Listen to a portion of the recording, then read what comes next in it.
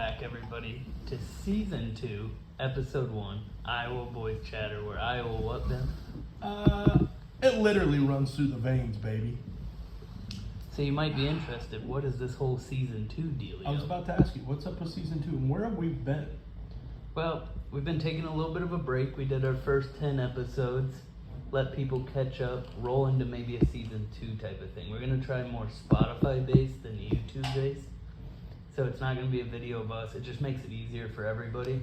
It seems like everybody listens. Anyways, Yeah. Nobody comes back and says anything about like, oh, I saw you guys were wearing this, or I loved when you guys held that up. Yeah. It seems to be way more audio-based, which is the best thing going for us. I think so. Hopefully the audio on this is good. Yeah. I think it'll be just fine. What have you been up to? God, how long has it been since we recorded? 3 weeks. 3 weeks. So what have you been up to in 3 weeks? Not much. Working a lot. Yeah. Oh, I've been trying to think. Haven't really done anything too crazy. No, just working. Okay. Been watching football. Yeah, football, college football. We got the whole Iowa quarterback situation to talk about. Yeah. I mean, I got my hunting license, which brings me into a guest that we're gonna have today. we do have a good guest today. Yeah. Today we have Noah. So this not only is Season 2 kicking off, but we're kicking off Season 2 with the highly anticipated, much talked about blind episode. Welcome in, Noah. How's it going, guys? Good, good. Glad you could be here. We're super excited. Going to talk a little waterfowl hunting with you. Yeah, I'm excited to talk about it. Something I live and breathe for the last 3 years. Never thought I'd say that. Yeah, were you always interested in waterfowl hunting? No, Tell the people about that. I grew up in more of a deer hunting family and the more big game hunting. Actually, it's funny that you mention it because when we first met, Ben and I, he would always talk about duck hunting and goose hunting, and I always thought he was crazy for it. And then I went hunting for the first time for ducks with my now wife's sister's boyfriend, and we just had an epic morning. It was birds all over the place. We ended up getting most of our limit, and we called it around like 10 a.m. and that just started the addiction. And that's where I'm at now. It's an expensive habit. Very, very expensive. Right, because you never have enough decoys. No, you can never have enough. There's a call that you need that just came out. Yeah. Yeah, it's way more cashy. I'm hoping with my new hunteress that my good buddy Noah decided to take me out quite a few times. Yeah, it's a blast. It really is. It's the thing that I enjoy about waterfowl hunting is more so the camaraderie. Really. Yeah. I mean, you can go sit in a deer stand by yourself, sit there in the silence, or you can go sit in the boat blind or in the field blind, whatever, and sit there and BS, and then there's birds coming. Shut up, shoot your birds, and then go right back to talking. Yeah, I think some of the biggest life lessons that I learned as a child, which were probably wild and inappropriate, and not a lot of children should have learned them, were taught to me in a duck blind or a goose pit. Yeah, I mean, the conversations you have out there, it's like those typical conversations between you and your best friend, whatever. It's a brotherhood conversation. Yeah. What happens in the blind stays in the blind. Like, right. You just BSing. Right. Except for when it comes on to the Iowa Boys Chatter. Exclusive content. Exclusive here right first. Here. Where do you see your hunting waterfowl addiction take you? Are you wanting to travel and hunt? Are you wanting to get more? I know you do a lot of water-based stuff now. Are you looking to get into more field stuff? What are kind of your goals as far as the waterfowling? So my goals when it comes to waterfowl is kind of just travel a little bit, not too much, because the life And money. and money. Yeah. But no, I last year I went out to Kansas, got a real good friend out there. He has a guide business out there for waterfowl and deer and whatnot. Had a great time, shot a lot of birds. On the bucket list, never thought I'd say it, but I'd like to go down to Argentina and do some duck hunting down there because they just load up. Mm-hmm. But I definitely prefer water hunting over field hunting, just because I enjoy the water. I'm a water guy. I always have been. I just have more fun over the water. And that's where we kind of differ. I love hunting over water. I have no problem with it. I love waterfowling over water. But I'd much rather be in a picked cornfield, layout blind, smacking honkers in the face, or the late season first good snow, green heads, feet down. Like, that's just a really, really, really good time. I know we both talked. Flooded timber is on our list. Yeah. Getting into Now, flooded what is timber. that? Because I don't know. So flooded timber looks like, think Arkansas, Louisiana area, Like Instead a of- bayou kind of thing? sort of like a bayou. Or like but if you see the Cedar River or the Mississippi River when it floods and it pushes out to what used to be the banks, Okay. Yeah. and you got some of that timber around. The ducks love to go into that area because It's all one, protected. it's protected, and there's other additional food sources that they can't get to from the normal water. Right. Like Arkansas, they'll flood their fields down there in general. So it'd be kind of equivalent to Farmer Joe here in Iowa has a cornfield, and he goes and pumps 30,000 gallons full of water. Well, the ducks are going to want it because of all the corn that's on the bottom. But Arkansas will do it with rice fields. Yeah. They'll flood their rice fields, so the ducks will go down there and Back love to to the- eat the rice. Back to the bucket list. That is high on my bucket list, is a flooded timber hunt. Yeah, it's just fun. You stand amongst the trees, Yeah. and the ducks have to kind of work their way in through the branches. It's just real. It's just completely different. Like we talked about, even though this involves water, this isn't an over the water hunt like we'd be used to, where we're shooting decoying ducks that are on big water. Those are decoying ducks that have to work themselves through the trees to get into your little pothole The best of way I flooded describe timber. it is more, so here in Iowa, it's more your mid-range engagements, where here You're a lot here in the closer. flooded timber, it's close quarters. Like Yeah. they're right up in your face, and they could be there, or they wouldn't be there, and then all of a sudden they're boom right in your face. Yeah. What kind of calls you got? So I got a JT calls, goose call. I forget what it's called. It's like the True Honker or something like that. And then my favorite call that I have is a duck call. It's the ODB from Echo. I like the raspy, the squeaky.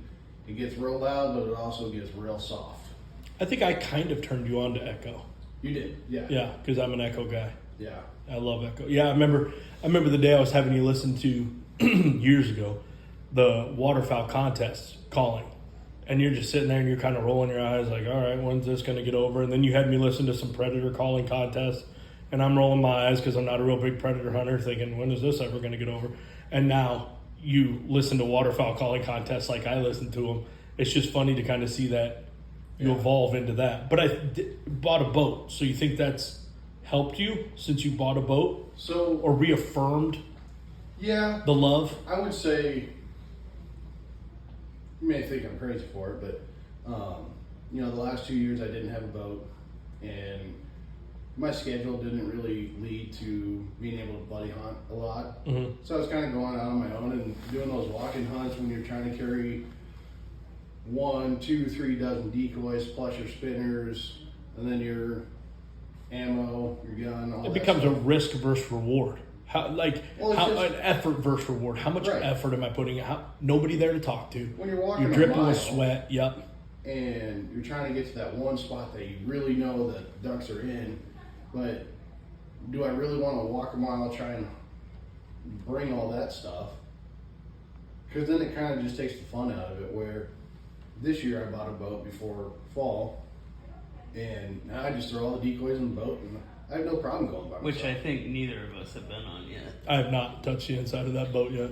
We just got to find time. It's an Yeah. interesting situation we it find is. ourselves It's in, isn't it? It's quite an interesting. What about, and I noticed that this is different from waterfowler to waterfowler, with AJ potentially becoming new into waterfowling, what would you give him for recommendations to start as far as guns, clothing? What would you, What's my what- loadout? yeah, what's he I'm looking leaving the at? house, and that weekend I'm like, hey, no, I have absolutely nothing. So my recommendations for anybody that I've talked to a couple people that have never been hunting before, never specifically waterfowl hunted. A good shotgun is a must, right? So something that's not going to kill the bank and something that's going to run. Reliability. I am personal, or I gravitate to the Stogers. I love Stogers. I've had 2 of them. Actually, I've had 3 of them. And no matter what I put in them, they run. It could be 20 below and blowing 30 out of the north, and my Stoger still runs. Well, I think you told me the other day when I was taking my test that you had dropped one of yours. And just pulled it straight out of the marsh. I've literally dropped it straight into the mud, accidentally stepped on it even trying to find it, buried it in the mud, rinsed it off in the marsh water, and just kept running. And it kept firing. Yeah, see, to me, that's kind of like my 870. Yeah. It's a great, right? You're not going to break the bank. I've used it as a walking stick. I've used it as a boat paddle. I've used it to fish out a pair of boots that got stuck in the mud. I use it to grab ducks that are too far out of reach. Yep. And you're not breaking the bank on it, and it shoots every single time. Yeah, that's just the thing. If you're wanting more of a semi-automatic, I'd go the Stoger. If you're wanting a cheaper pump action, the Benelli Supernova, Nova, and or 870 cannot go wrong. You just have to remember whatever gun you do buy, you got to be okay with it getting scratched. Yep, and that's why I think I like my 870 because, right, I use it for waterfowl. Yep. I use it for upland. Yep. I can use it for deer. I'll switch it out to a slug barrel. And I think, I don't even know what a slug barrel's running now, less than $100, I still think. No, they're getting up there a little bit just with inflation, and don't want to get into that, but I'd say they're $250 maybe. No shit. So you better Just for the barrel, huh? Yeah. for a slug Really? barrel for deer hunting. Yeah. Huh. But that's why I like the 870. Oh yeah. Yeah. And a slug barrel's interchangeable. Like if you hunted first season and I hunted second, you could borrow my slug barrel. As long as it was the same gun. As long as it's the same gun. If you have an really? 870, Yeah. I have an 870, you can rock my slug. And then I could just commit a murder with yours, so that way it had the ballistics of your barrel. Well, they're smoothbore. Oh. Slug barrels they have Rifling. Yeah. Yeah. Oh, perfect. Can I borrow your slug barrel? Yeah. I have this project I'm working on. Do you need a shovel and some rope too, and a little bit of lime? I'll call you at like 2 or 3 in the morning. I'll let you know. I think, and I'll let you finish your first loadout for a first-time hunter. I think the best thing that I'd tell a first-time hunter is, if you know you don't love it yet, don't go crazy. Right. Don't go buy the Sitka. Don't go ask somebody to buy, hey man, my buddy's got size 10 waders. Well, I only wear a size 9. Well, guess what? That's going to do That's going to do fine for the first time ever before you go drop $500 on a good set of waders. Don't be that guy that tries to show up and be all Gucci and hate it, because then you're just going to be stuck with the equipment. I really think that's what intimidates me, and maybe it's why I've waited so long, is the money about it. It's expensive. I'm scared to go and drop, I don't know, With 15 With that being said, though, you can go hit up like Stuffs, Consignment, Goodwill, Woodland Camo. It's everywhere. Dude, you can go get an old set of fatigues and wear those and be just fine as starting out. Put a hoodie on underneath, buy a Woodland Camo jacket that's 3 sizes too big, put that bad boy, and you're fine to start. Anybody that showed up that was wearing that with me and be like, hey, today's my first day, I'd be like, I spent 5 years of my life wearing Woodland Camo Old Army or Air Force uniforms. I still have my Seaburn coat, my BDU Seaburn coat. Yeah, and they work. It works just fine. Is it the Gucci, the corn print, or your Sitkas, or your DU Mark? No. But do you really, really, really need it if you're just starting out? Absolutely not. No, and that's what I was going to lead into after the shotgun too. Is AJ, he's expressed interest in wanting to go. Mm-hmm. I wasn't even going to tell him to go buy waders. It's just more go to Walmart, buy some basic camo. Yep. I've hunted in basic camo from Walmart. All of us have. My whole time hunting. Yep. So, ever since I was 16. Yep. And, we'll take the boat out or whatever. Yeah, I'll be the only one with waders, but I'll go get the birds. I'll go get the decoys. I'll hand you stuff in the boat. That way you can help me some. But I'm not going to expect you to go buy a $500 pair of waders. Did you just invite us on an unpaid guiding excursion? Pretty much. I mean, I didn't want to. Well, I have been asking him to take me. I would offer to pay for like breakfast and the gas in the boat. Like, Sure. I wouldn't be a total dirtbag about it, but I think for my first couple of times, I don't feel comfortable enough to try to do it by myself. Well, it's like calls too. Getting into calls. Yeah. Don't go spend $250 on a call. Go to Shields and pick up a $29 duck call. And if you can call on that and you can start working the simple, like a feeding call, a quack, a little bit of a comeback call. If you can work those basic simple calls on a $29 call, and then you say, hey, I'm fully addicted and I just need to make my calling better. Then go find a nice mid-range call, like a $75 call. Okay, I'm getting good at that, and yep, I'm sticking with it. Okay, now I'm gonna go drop $250. Because there's nothing more sad than when the barrel of your call falls out and it's at the bottom of the water now and it's gone. Because you're out 2 feet. You got to go buy a whole new gut system for your call. Yeah. So it's gone. That's why I put 2 drops on my lanyard. Yeah, smart One man. for each for each side of the call. Smart man. We were eating some sticky wet donuts this morning before we hit record on the button, and Noah said he didn't want any, and I said, "You sure, man?" I said, "They're like a duck call sticker," and he's like, "Yeah," and I'm like, "Yeah, where you got a whole mouthful of donuts." And you ain't seen a duck all day, so you take a whole mouthful of donut, and by God, there comes 5 mallards just over the top, and you go to call, and you got donut locked up in your reeds. Yeah, no, I definitely wouldn't tell anyone, at least that's going to go with me, to go buy a bunch of stuff. Well, But honestly, you're probably like me. I've got enough extra shit to be able to outfit you. Yeah. I'm gonna show up like Adam Sandler and just wear a pair of baggy athletic shorts and a t-shirt that's 3 sizes too big. You want to show up at Noah's front door. A wide range of different hunters. Go to a Casey's or a Quick Star 3 o'clock in the morning. on opening day of duck season or opening day of deer season. Yep. And just sit there and just watch the variety of people that come through. See the blue jeans, plaid shirt to the Gucci Sitka. Full Sitka, yeah, $500 shirts. I always see them over on my way to work when I stop at that Casey's in Ely. There's a bunch of them that stop there with their boats all decked out in the morning. Yep. And it's fun, and that's another thing too that we had kind of briefly touched on. I feel the camaraderie is what makes waterfowling the best sport, and also the best. I personally believe, and I'm the only one with kids, but I believe that the best introduction to a kid is waterfowl hunting, because you don't have to be quiet. Right. You can sit there on a phone or a tablet. That's nice. You can eat breakfast. You can have your lickies and your chewies of all your yum. Heater going. Yep, have a heater going. I remember, God, dude, I was in the goose pit. Me and my buddy Blake, we were little. So our dads were down hunting one end, and we were tucked tight to a propane heater. All of a sudden, my dad's like, "Ah, damn, what's that smell?" And we're like, "Oh, we don't smell nothing." Well, we turned and looked at him, both of us. Bro, we had singed off both of our eyebrows. Were gone. And we had no eyelashes left. We had sat so close to the heater that we had basically burned all the hair off of our face.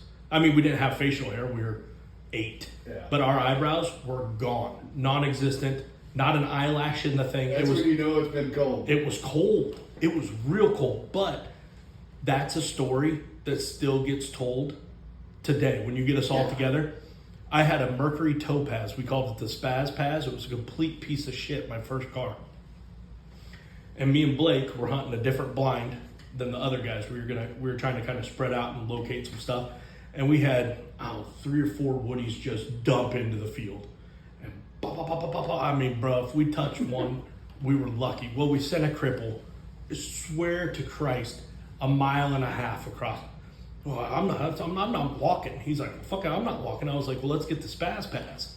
So we're taking the fucking Mercury Topaz across the pick cornfield, come back, knocked off the catalytic converter. Yeah. It sounded like it went from a Spaz Pass to Dale Earnhardt's car, bro. It was like all for a wood duck, dude. We chased it all the way across the field in the Spaz Pass. Blake's hanging out of the passenger window, allegedly shooting at the duck while I'm driving. Allegedly. Allegedly. All allegedly. All allegedly. Memory fogs over time. Well, that's like And Well, it didn't happen in the state of Iowa. Anybody that's listening to this, No, it thinking was about turning probably this in. across the border in like Canada. It was definitely not in Iowa. Yeah. That's like it. It builds those stories. One that comes to my mind is my wife's sister's boyfriend. Him and I hunt a lot, quite a bit. He's the one that introduced me to the waterfowl. But we were goose hunting fields, and he crippled this big old, straight from Canada honker, and he went to chase down, and it wasn't quite knocked down, and he went to grab it, and the bird popped back up, opened his wings up, and started hissing at him and trying to bite him, and he just, God damn it, you mother, and just kept going at it and tried to grab it a couple times, and then he eventually just had to put another round into it, just because when they're wounded like that, they're just mean. They're mean. They're mean. Anybody that's been around during the springtime when they're starting to have their eggs and sitting on nests, They're mean. they're mean. Well, I don't think a lot of people know either. Like when you get a cripple like that, a lot of times as you get close to them, they go flat, Yeah. and they Try to almost hide. they almost look like a Canadian goose snake because they'll drop all the way down to the ground, the neck's flat to the ground, and they'll try to move on the ground away from you. It's super freaky looking. Yeah. How many times you ever chase a cripple and run out of ammo? Oh, all the time. You end up having to eat. Damn it! Boom! Damn it! Boom! Damn it! Well, now I gotta chase it, dude. You either gotta chase it and throw your gun, or you gotta hit it. Yeah, I've had a few of those. God, man, there's just so many. I mean, knowing my shot, I'll probably never have a cripple because every shot will be a That's lethal what everybody shot. says. Yeah. I'll tell you right now. Everybody's not me though. Come on. If somebody's like, "Hey, man, how's your shooting?" I'm gonna tell you that I can't answer that until that day. I can go out, let's just hypothetically say on a Saturday, and just knock them stone dead. Yeah. 3 birds, like I'm shooting, boom, I'm finding the next one, boom, boom, stone dead. And I'll go out the next Sunday and not touch a feather for miles, leading them 4 feet, 3 feet, 8 feet, shoot behind them. I don't know what my problem is, but I'll go out one day and just knock them stone dead, and then the next day, Like 2 weeks ago, I told you guys about, it was a Wednesday, my day free, and went out. Every bird I looked at fell. Just no matter what I did, I just was Yeah, you on it. texted us about it. Yeah, said you had. By 7:01, I had 5 of my 6, and went out Thursday. Couldn't hit the broadside of my barn to save my Yeah. life. yeah. And you know what? I consistently do that with every animal across the board. Yeah. I've had a doe step out shotgun season from me to you, and right now we're about 3 feet from each other, and I've sent 5 slugs at her and not touched a hair. And then there's been other ones at like 75 yards, be like, well, this is a poke and hope. Down, you're like, oh wow. I've done the same thing where I had a doe running through the trees or a buck, whatever, 20 yards, couldn't hit a dang thing. But a few years ago, I hit one on the run at 275 with my 350 Legend, That's incredible. and it just, I was like, it's a nice enough one. I'll just throw a round at it, and Stone. no joke. I pulled the trigger, looked at it, and said, "Oh, I got it. That's I'll incredible. be damned." And I think anybody, I don't know, maybe there are guys out there that are consistent. I'm sure there are, right? Professional guys. Yeah. But for the most part, like when somebody comes out and they're like, I hit everything, man. The first thing I think is, no, you don't, dude. No, you don't. And that's another thing, advice that I give to a first time hunter is don't be afraid to ask questions, but also remember in a blind situation that you were given 2 ears and 1 mouth. Right. So if you really want, it's a lot like different career fields. If you want to talk and say some silly shit, people are going to remember that you talked and said some silly shit, and they're going to make fun of you for a long time. Pick your moments. Yeah. That'll be me. Well, we know you already. But you guys know me, so it'll be Yes. okay. Yeah. But it's like if I had to take out, I don't know, a cousin as an example. Or your neighbor that expressed interest. Right. Oh, yeah, that's a good one. A neighbor or another buddy from work that I really don't ever know, but because I never really work with him. Hey, man, I heard you like to, are you willing to take me out? And then they show up and they're like just diarrhea of the mouth, a complete embarrassment. And it's, that's one of those that I just saying in my head, like, yep, that was your first and your last. I hope Yeah. you enjoyed both trips with me. You can find someone else. I have no problem teaching, Right. asking genuine questions, but when you're trying to like just have weird bullshit conversations because you think that feels like how you need to fit in. When it's a genuine conversation and it's not, oh, you heard Ben and I or AJ and I talking like that, Right. and now you're just trying to get into it. Well, little do they know, I've known Ben for 5 years and I've known AJ for the last, 4, 5, 6 months, something like that. Yeah. And it Yeah. feels like I've known you for 5 years. Because there's always somebody that everybody can go and think instantly of somebody in the blind that's been there before. Yeah. Or the guy that thinks he can call and just is atrocious. I feel like a blind, from the way you guys are describing it, I feel like the closest thing I've ever been to it is like a foxhole. Like when you got a group of guys Yeah. in a hole in the field, or if you're downrange, Yeah. and you're sitting there all night, and then there's that one guy that just, Won't shut the... yeah, you're like, all right, dude, you don't fit here. Like your stories are bullshit. Yeah. Yeah. I worked with I'm a guy, sure you ran faster than a cheetah and caught it with your I bare worked with a hands. guy Okay. in the Air Force, and he said that he was a junior Navy SEAL. Okay, and which I don't think that's a thing. I guess I've never Googled it because, based off of what I'm about to tell you next, I didn't feel the need. He had to swim the Panama Canal, Oh, yeah, I'm sure. and that he also had fought a cougar barehanded, What was it, Talladega Nights? and he also glows at night from being around nuclear exposure. Yeah, I mean, that makes sense. So, I mean, when he said junior Navy SEAL, I was like, well, I'm not even doubting you. I'm not even going to Google it. Obviously, you swam the Panama Canal. You're legit. I had a guy tell me that, told me and a couple of other people that he killed a wild hog with a butter knife when he was a kid, 10 years old, killed a wild hog. And then in the same breath, he told us about how he killed a shark in one of the canals in Florida. And I was like, I don't think sharks are in freshwater canals. But Well, no. Well, there I do believe that There's sharks in fresh water. could be Is there? in the canal. Yeah, you can get them in the Mississippi. You get the bull shark. Yeah, the bull Oh, sharks. The bull okay, shark yeah, can- They've yeah. been caught up here by Iowa.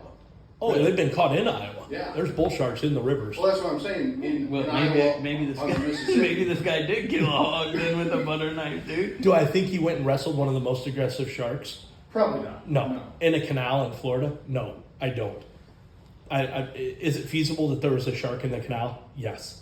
Did your buddy jump off and kill it? No. No, Do I probably think not. he legitimately killed a boar with a butter knife? No. For those that can't see the audio, we're sitting at my house where we can see outside, and two geese, ironically enough, just flew right past the window. So, that's- In range. Just in range, just at least they get were scared. on the deck, if you will. I'm excited, man, for my first time. I'm excited to bring home food. That's What? why I want to do it. There's people that do it for sport. I like that Noah. I've never really heard much of your hunting stories, but I like that Noah always is bringing in food. Like he brought in those duck poppers; those were fantastic. By the Once way. you have kids,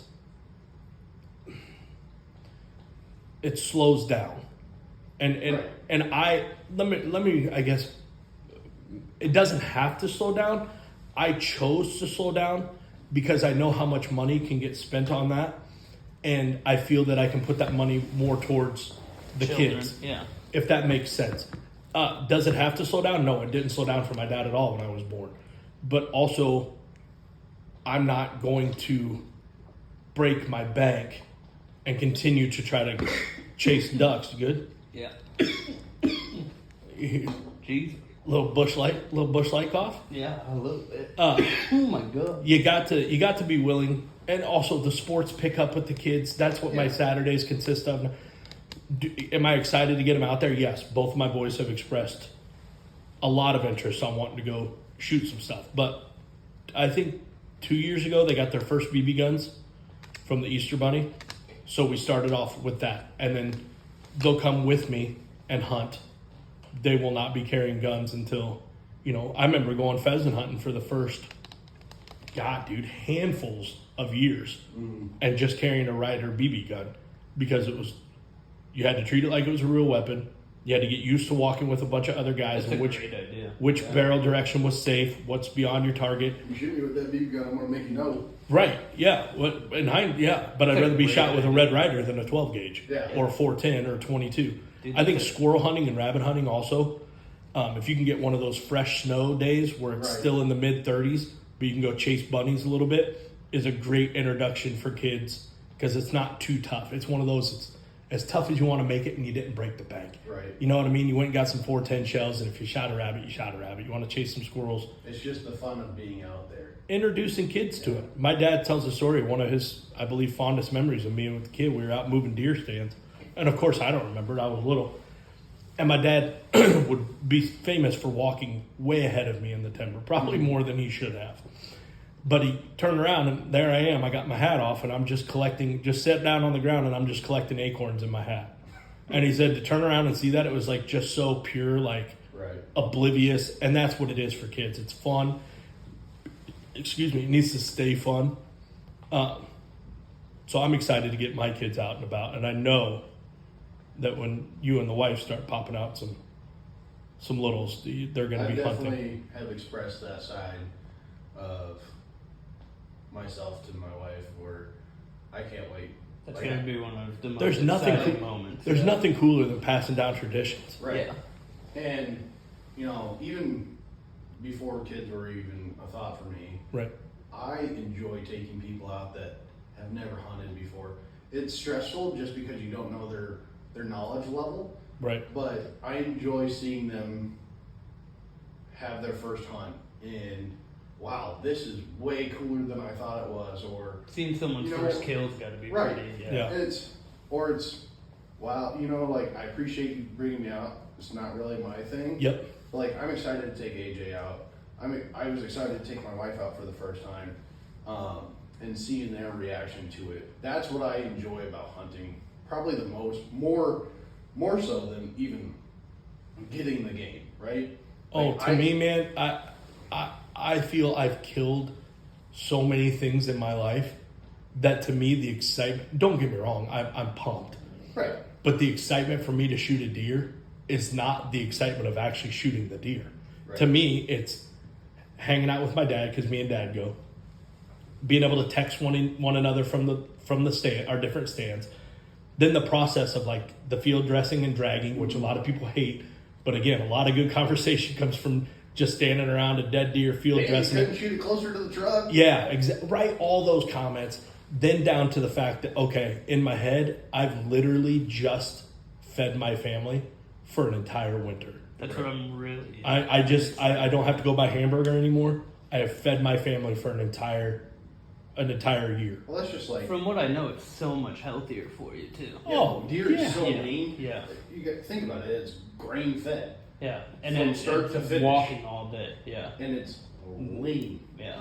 Yeah, you got to kind of worry about the CWD, the diseases, or whatever. But you do in beef too. I mean, Yeah. how many cases of bird flu have came out on eggs at the But supermarket? the DNR, correct me if I'm wrong, Ben, but they do a free test. You just send a chunk of the meat in to the DNR, and they test it for like CWD. Oh, Yeah. good. Well, Make they'll sure do it's it safe to eat. so they can keep tabs on. Right. And CWD, for those that aren't aware, it's chronic wasting disease. Basically, it's a disease that just eats away their brain, and Yeah, they become like zombie deer. Oh, very nice. Oh. Yeah, if you ever see one out in the wild, it's It's incredible. pretty easy to tell. Yeah. Well, the late stages are really easy to tell. So like, It legit looks like if they filmed Walking Dead, but deer were the main actors. like a big symptom is heavy panting without exertion. Yep. The walking in circles. I was gonna say walking in circles is a big where one. they just keep going in circle, basically until they die. So I got a question for you then. Are you legal? Is it legal to put it out of its misery and not use a tag? So if I don't you want to. know- I don't want to necessarily speak on the exact legalities of it, because I'm not 100. But they do have tags that they can issue. Let's say you shot a deer like that. Your first call would be to the DNR Yeah. and say, "Hey, this deer was out here. It appeared to me to be in the late stages of chronic wasting disease. Are you willing to come out and look and issue me a tag?" most of them will say, yeah, the county has tags they'll give you. Like if you hit a deer On with the your side car, of the road? yep, Yeah. they'll issue you a tag right then and there. Another one is too that I know they'll issue tags for is like bad deer. Like if you get one, you get it home, start to field dress, open it up, and it's full of gangrene, something like that. They'll come and issue a tag for that deer because it's been killed. Yeah. So your tag's already on it. So what you're looking for is essentially a replacement tag. So you call DNR, hey, I live at such and such address, just got my deer opened up, taking the skin down, and it's full of gangrene. Like, disgusting. Can you come look at it? And then what they'll do is they'll issue you another tag so you're allowed to continue to hunt for the meat. But right now, I mean, let's say you go out and you do first season shotgun. You get your any sex, kill that, and then every doe tag after that, I think up to 5 or 7 tags is $5 a tag. So your first doe tag, at least as far as I know, it's seasons wide. So whatever season you buy it for. Yep. So your first doe tag is gonna be like the 2350 or whatever, and then after that, each doe tag following is. Is that after you use your any sex tag? Yeah. So you could buy your any sex tag, and then you can immediately buy doe tags Yep. So you can only kill one buck, right? per season. Per Per season. season. But you're only allowed to hunt 2 seasons, and I don't know the exact combinations right off my head, but basically Oh, it's archery and then any gun season. you can do archery, and then either one of the 2 shotgun seasons, and then you can do late muzzleloader. Right. So you can do all 3. You can do You just archery. think you can't do early muzzleloader and archery. I think it is. Yeah, probably not. I've never been into early muzzle. That's a mosquito swatting misery. Muzzle loading would be fun though. It's fun. It depends on your Have location. you taken down a muzzle loaded? Have you? Yeah, I've shot deer with muzzle. I have not. Mainly because where I hunt, after shotgun season, the deer are Pretty gone. cleared They, out. They, Yeah. I'm hunting more agricultural land. Yeah, and where I- there's sporadic trees, and they seem to more, for lack of better words, migrate to Yeah. big timber, Yeah. where they're a little more safe. And I hunt. I think, and I don't know the exact acreage, but I believe I hunt way more acreage for deer than what you do because we have huge amounts of big timber and huge amounts of agricultural fields as well. Like a lot, a lot from basically from one county and from one town in the county, and it goes 2 towns full of timber that is just ours that we hunt. Really? Yeah, so a lot. So on like a windy day when a lot of people won't be hunting, we can go out and sneak the draws and kind of, I call it sneak and peek because the deer will like to bed down into the draws to where they feel safe because with the wind, they don't get up and move because Yeah. they can't hear as well. So they'll get down in these draws and they'll bed down. So we'll do like what we call sneak and peeks. So we'll go out first instead of sitting early. We'll start looking in the draw, see if we can see one bedded down, and then we'll move into driving deer to one another, later in the morning, early afternoon. So that's just push. Basically, it's like you can do it with pheasant hunting too. You'll have posters. So let's say you have 4 guys standing at the end of a finger of timber, real good finger. Then you got 4 other guys that'll walk in a straight line, and they just walk the timber, and that pushes the deer like a funnel Yeah. to the 4 guys Yeah. standing at the end. Right. We call it driver. You got drivers and posters. Yeah. I mean, controversial probably. I would like to see the state allow get away from the driving, especially during the. Now to me that depends upon what weapons. Now that we have the more rifles that we're allowed to have, like the 350 and stuff, I would not drive deer with the 350. If I had everybody in my group had a shotgun, I would have no problem with that. But that's how I grew up Right. hunting. I'd like to see going away from that. More so for. Don't get me wrong, it's still technically fair chase and fair game. Way more fair than down south where they use dogs to run them. True. But I would prefer more of the, say, Texas style of hunting where you go sit up in a blind with your rifle or a tree stand and you hunt their trails. You get them on the move rather than forcing them to move I think they just do that a lot in the shotgun seasons because by the time shotgun, even first season, by the time it rolls around, you've had early muzzleloader, archery, you've had a youth shotgun season. Yeah. So the deer are already getting wise. Right. So to be able to go out and move the deer, and here's where I'll argue the fair chase aspect, and I know you're not arguing that, but there are people that will. Hit a doe running 35 miles an hour True. with a Yes. piece of lead that's this big, Right. one piece at a time. Hit a doe running 35 miles an hour. There's nothing more fair than when their ears are tucked back and it looks like you're shooting at greyhounds Right. because it's just flashes They're of brown. taking off. Yeah. Yeah, they're fast, dude. That is one thing I would say. You know, AJ, if you're interested in shotgun,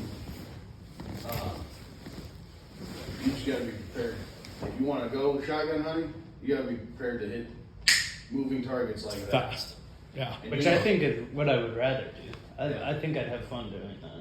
Yeah, Hitting I moving targets. like shotgun hunting with a first or deer shotgun style hunting with a first time hunter on like find a nice doe trail where the does come out and walk and then get 2 milk crates and set up next to a tree so you're right with one another and just set right off the trail. One of those where you can hear them coming from a mile away. They're already grouped up. So that's fun. Opposed to being like, hey, I'll be in a tree stand right over here. You be in this tree stand. There's just so many questions of distance. I was gonna say, Distance I'd becomes want- tough for a first time hunter. I'd want somebody to hold my hand through probably the first couple of times I'm out there. Yeah, I'm And telling you I right had now. my manhood would not be hurt with somebody holding my. Some people would be, I can do this shit myself. I want somebody to hold my hand through the first couple of times. And it's weird when you get up in a tree, and then if I go stand out in the field and say, how far do you think I am? You got to be about 50 yards. Nope, 30. Oh, shit. Or you got to be, that's 15 yards. 40.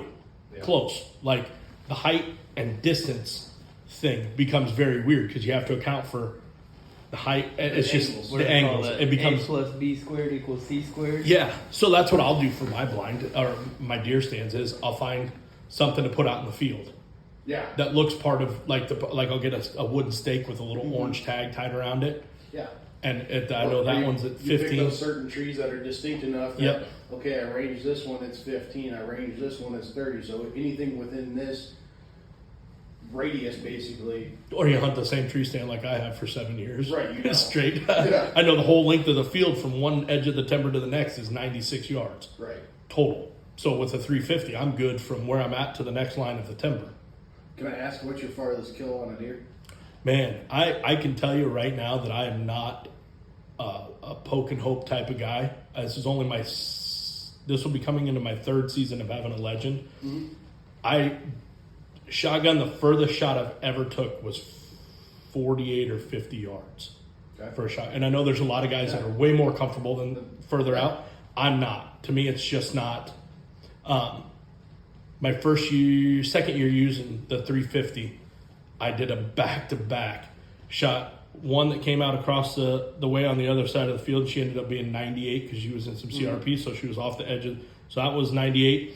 And then as soon as I put my gloves on and sat back down on the tree stand after shooting her, I looked down to my right and another one was coming out, and that one was like 62. Okay. So I shot her at 62 and I shot her at 98. Those 98 would be my furthest, which doesn't sound impressive until you saw somebody go stand on a football field. Yeah. And the 98 other yards. end, Yeah, hit that. Yeah. yeah, hit that right where it needs to be, Right. in the area the size of a dinner plate. I always say, yeah, high plate, whatever. Yep. If you can hit that, you're fine. Yep. But, Until you add the shakes into it. oh, yeah. I'm thankful that I have a lot of gun experience going into hunting. I think it will give me an upper hand, but I don't want to let it. I don't want it to make me think that I have too much of an up. Like I don't want to get too confident about it. I remember the first time I aimed. I was 14, sitting next to my dad on a milk crate. And when it was a lot like I was talking about how I like to take people out right off a doe trail. And it was the snow, it had snowed, but it got that crunchy, like it rained. That crust. It got that crust. So, I mean, it sounded like Bigfoot's walking Yep. through there. And Dad's like, they're going to come right up over that hill. Just get your gun up now. Bro, my gun, from having the shakes, was all over. Shot 7 times. Didn't touch a fucking hair. Not one, dude. Not one. I had the shakes so bad. And I still get them. People call it buck fever. don't put a sex on that fever. I call it deer fever, dude. That first time that your breathing speeds up and you're telling yourself, exhale all the air out, relax. Yep. This is fucking awesome. But hold on, like that. I love that rush. Right. To me, I don't get like, yeah, when something dies. It's the rush right before, and then instantly to, I just fed my family. The only time that I've ever actually had that, like, yeah, like, I shouldn't say the only time. I've had 2 times that I can think of right offhand where I just like, hell yeah, I just killed that. Let's go. It was one, my very first deer kill was with my bow. That's very huge. first. That's Yeah, It was that'd be a cool. bow hunting stuff. It was a spot and stock. You Even guys cool, know even cooler. you guys know you know the term skull drag.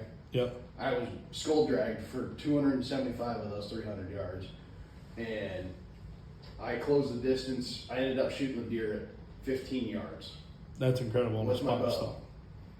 And I was completely by myself. It was like a CRP finger, and I knew that deer was in there. My grandpa had seen him earlier in the day because it was during harvest time.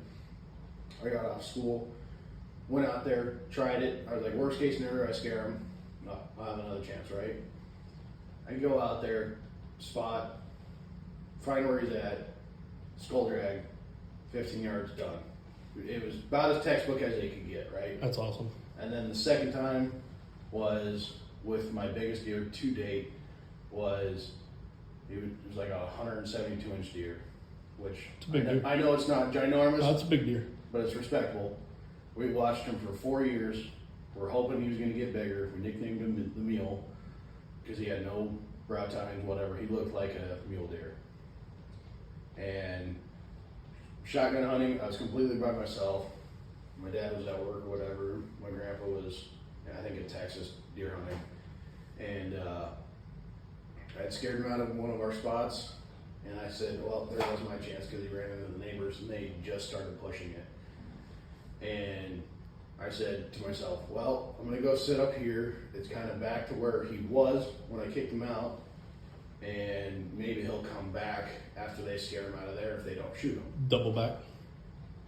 No joke. I sat down in that spot and I looked across the field and here he was coming. And just that buck fever, that deer fever, as you will, I just started shaking. I said, if he comes within yardage, I'm going to try it. And I hit him once. It was 45-70 his first year that straight walls were legal in Iowa. Mm-hmm. 45-70, 20 yards. Hit him like a freight train. I sent 3 more rounds because I didn't know if I hit him. But it was the first shot that got him. Nice. The follow-ups never even touched him. Nice. But by that point, I was shaking so bad. Yeah. But that was pure excitement there. That's awesome. And I think that's what hunting is. It's just pure excitement. I'm really excited to come back on in the second episode of The Blind that we do. Yeah. And probably the second one will probably be after my first hunt. I hope so. I think just so we can... Ideally. Yeah. Ideally, so we'll bring Noah back on because ideally Noah will be the first person I go hunting with. And I think for the first episode of The Blind, rolling into this whole season 2 thing, I think we're gonna set more realistic. Just finding one day per week is just impossible. Yeah. So I think one day every 2 weeks is a lot more doable for us. It'll make it so more people can catch up with the episodes. It'll give us more time to have more to talk about. We're not repeating the same Well, stuff. now that we're going more of the non-visual, we don't Yeah. have to worry about the setups and then it makes all it- that kind of stuff. We can just sit down like we're doing now in my living room when the kids are gone and just bang out a quick one. Yeah, I You mean, know? it makes it way better for all of us, I think. I think it was a great episode 11 leading into season 2. Yep, season 2, episode Season 1. 2, episode 1. I guess that's probably what we should go with. Noah, thanks for stopping by. Thanks for having me, man. Absolutely. time. Had a great time. Yeah. Iowa plays Maryland this weekend. Yeah. That's really all I got to say about that because I don't even know who the hell the quarterback's going to be. So that's all I know is we play Maryland this weekend. Hopefully get a win. I don't really have anything else, bud. Do you? No, I don't think so. I think it was a pretty good episode. I think people will enjoy this kind of content, hopefully. Yeah. Let us know. Leave a comment. Yeah. And we'll All right. see you guys next time here in about 2 weeks, probably, I think. Yeah. Alrighty. Iowa Boys Chatter. We're out.